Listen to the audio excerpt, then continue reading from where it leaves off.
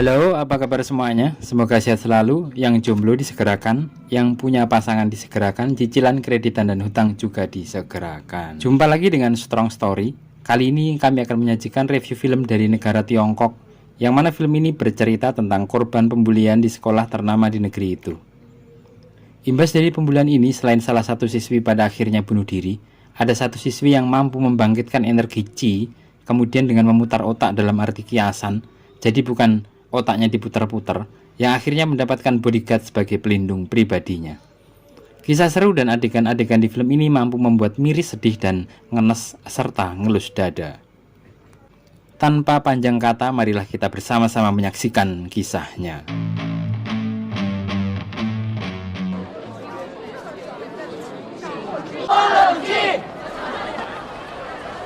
Kisah diawali di suatu sekolah. Nampak salah satu siswi bunuh diri, yang mana siswi yang bunuh diri ini bernama Hu Xiaodi. Dia tak mampu lagi menahan bulian dan memutuskan mengakhiri hidupnya. Di tengah keriuh ramean itu, tak ada yang menolong, malah foto-foto dan ambil video ala anak alay. Kemudian datanglah seorang siswi bernama Chen Yan. Beliau ini adalah teman dari Hu Xiao. Dengan jiwa pemberaninya, Chen Yan menutup jasad korban dengan jaketnya. Dari kejadian ini, Chen Yan menjadi target bullying berikutnya, dan diakhiri dengan suara ambulan dari kepolisian. Keesokan harinya, polisi datang dan memanggil Chen Yan dari kelas untuk dilakukan interogasi ringan. Akan tetapi, Chen Yan nampak enggan menjawab pertanyaan-pertanyaan polisi itu. Di sini salah satu polisi terlihat membela Chen Yan atas kasus yang terjadi, meski dia sebagai saksi. Kemudian tak lama berselang terdengar bel sekolah berbunyi dan para murid yang akan menghadapi ujian akhir harus masuk kelas. Chen Yan yang berada di ruang guru pun segera bergegas menuju kelas dan tiba-tiba ditemukan cairan merah di tempat duduk Chen Yan. Disinilah bully pertama kali pada Chen Yan terjadi dan guru kelas berusaha mendamaikan situasi kelas. Di keluarga Chen Yan telah kehilangan ayahnya dan ibunya jarang pulang karena banyaknya hutang, yang mana kondisi ini membuat Chen Yan mengalami kehidupan yang begitu keras. Malam hari, Chen Yan yang baru saja pulang dari sekolah di sebuah gang dekat rumah sudah ditunggu oleh Wei Lai dan gengnya. Mereka langsung menghajar Chen Yan karena geng itu merasa bahwa Chen Yan membahayakan posisinya atas kasus bunuh diri temannya. Kemudian Chen Yan berhasil kabur ke rumah. Di rumahnya Chen Yan sudah ditunggu ibunya. Di sini nampak ibunya yang memiliki banyak hutang. Bisnis dari ibunya ini adalah penjual masker KW atau selundupan. Malam itu, ibu Chen Yan mengungsi menghindari kejaran dari debt collector. Keesokan harinya sepulang sekolah, Chen Yan di sebuah gang melihat seorang pemuda dikeroyok. Dengan cepat Chen Yan berusaha menelpon polisi. Namun naas, aksi Chen Yan diketahui oleh salah satu pengeroyok. Kemudian uang Chen Yan dirampas dan HP-nya juga rusak. Kemudian sang korban dengan sisa-sisa tenaganya berusaha melepaskan diri dan menghantam pengeroyok itu. Akhirnya korban selamat, Chen Yan pun pulang dengan selamat. Di malam berikutnya sehabis sekolah, Chen Yan dihadang korban yang diselamatkan. Kemudian korban ini hendak mengganti uang yang dirampas dan memperbaiki HP Chen Yan. Di sini diketahui bahwa korban ini berbisnis spare part HP curian. Mulai saat itu Chen Yan memiliki teman sekaligus bodyguard. Sesampainya di gang rumah, Chen Yan mendapati foto ibunya terekspos di selebaran-selebaran. Keesokan hari nampak di kelas gaduh dengan pemberitaan selebaran itu dan Chen Yan nampak terpukul. Sepulang sekolah, Chen Yan diajak cari angin oleh bodyguardnya yang juga seorang preman, dan dia adalah Liu Beishan. Kemudian Chen Yan diajak mampir ke rumah Liu Beishan buat makan pop mie hangat karena cuaca saat itu begitu dingin. Hari-hari di sekolah, Chen Yan selalu mendapat bulian dan teror dari Wei Lai dan kawannya.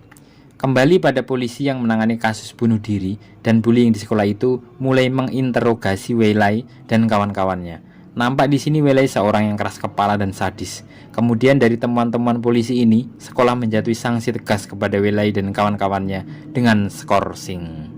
Malam itu sepulang sekolah, Chen Yan diantar pulang ke rumah oleh polisi yang menangani kasusnya.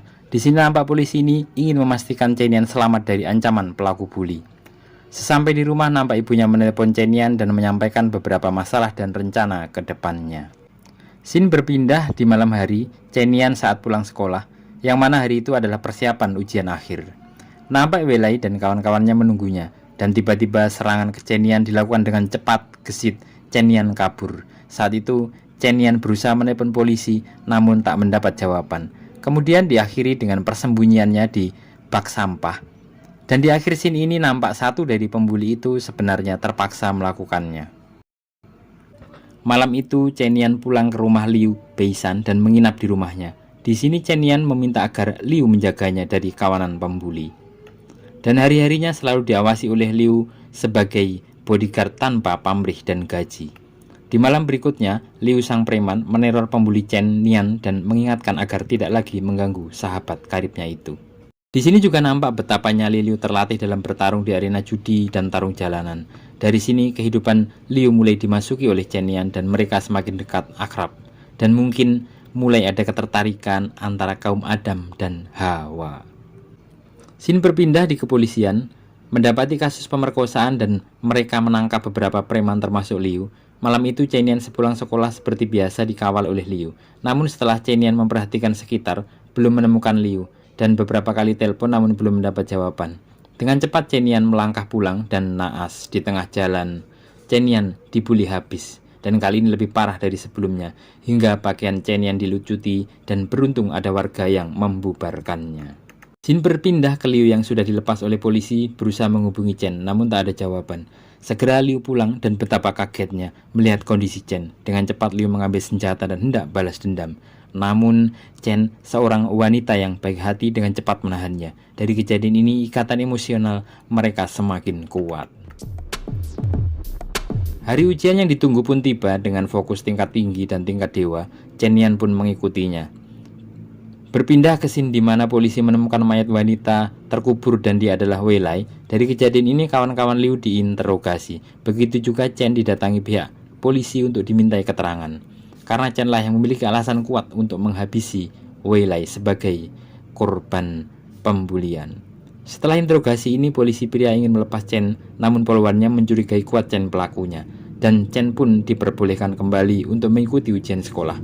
Namun bagaimanapun Chen sempat kehilangan fokus dalam mengikuti ujian itu. Di sisi lain, polisi yang sudah mencurigai Liu dengan cepat melakukan pengejaran. Kemudian terlihat Chen pulang sekolah, dengan cepat Liu menarik Chen.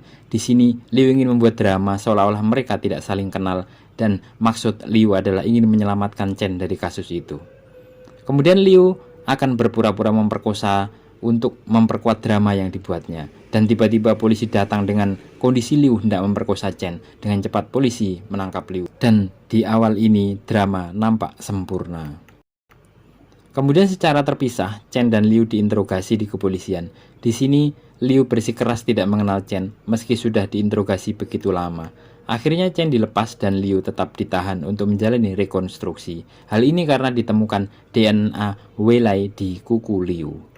Kemudian tiba hari pengumuman hasil ujian, nampak hasilnya begitu membanggakan Chen. Ibu Chen pun ikut senang bukan kepalang. Kemudian scene berpindah siang hari. Polisi datang dengan sedikit jebakan. Chen akhirnya mengakui kedekatannya dengan Liu. Chen pun ditangkap dan diproses hukum atas kasus kematian Wei Lai. Kemudian mereka berdua ditahan dengan hukuman Chen lebih ringan. Di akhir film nampak Chen menjadi seorang guru dan mereka meneruskan kebersamaan. Film pun usai. Pelajaran yang bisa diambil dari kisah ini adalah bulian dan kerasnya hidup mampu membuat seekor kucing menjadi singa yang sangat perkasa dan mematikan. Sekian dari kami, semoga menginspirasi. Akhir kata kami mohon undur diri.